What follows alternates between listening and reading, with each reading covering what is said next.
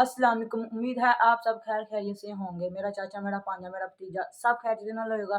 तो जैसा कि आप लोग देख ही रहे हैं मैं कितना तैयार श्यार हुआ हूँ, क्या है एकदम आ गया फिर चीज़। जैसा कि आज है 13 रजब, ये व्लॉग होगा 14 रजब का अपलोड, 14 या 15 को ये व्लॉग आएगा इंशाल्लाह। तो आज है 13 रजब, आज हज़रत अली इस दुनिया में तशरीफ़ लाए थे। तो दिखाते हैं आप लोगों को कब क्या इस मोहल्ले में निज़ाम है। मिस्री या पुलिस स्टेशन में मरकज़ी है, 13 रजब का केक काटा जाता है हर साल 13 रजब वाले दिन। जैसा कि इस बार आ गया हफ्ते का बन रहा था 13 रजब, 3 जनवरी पहले महीने में ही हो जाता है, 3 जनवरी में ही होते हैं इस महीना जो उनसे लगता है ना वही होता है। तो जैसा कि आज आप लोग दिखाते हैं बाहर जाके आप लोग को सारा निज़ाम का क्या होना क्या नहीं होना। तो अभी चलते हैं बाहर, तो फिर आप लोगों को ज़रूर मिलते हैं और अपने अपनी पूरी आउटफिट दिखाते हैं जी। जैसा कि ये हमारी आउटफिट है कंप्लीट, नीचे शूज़ वगैरह पहने हुए हैं। चलते हैं बाहर, तो आप लोगों से मिलते हैं।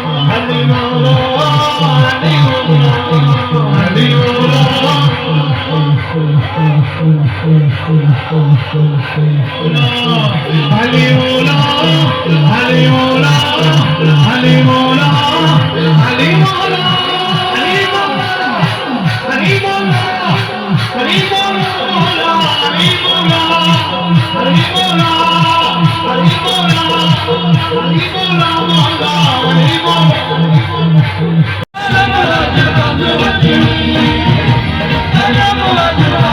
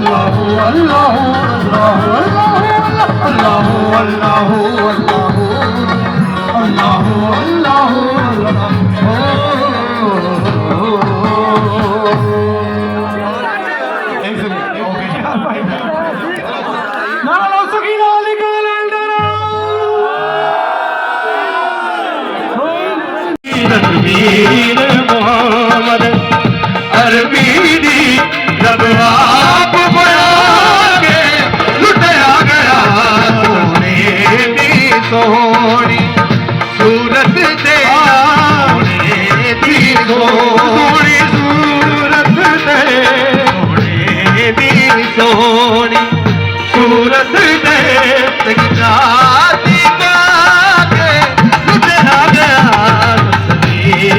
मोहम्मद अरबी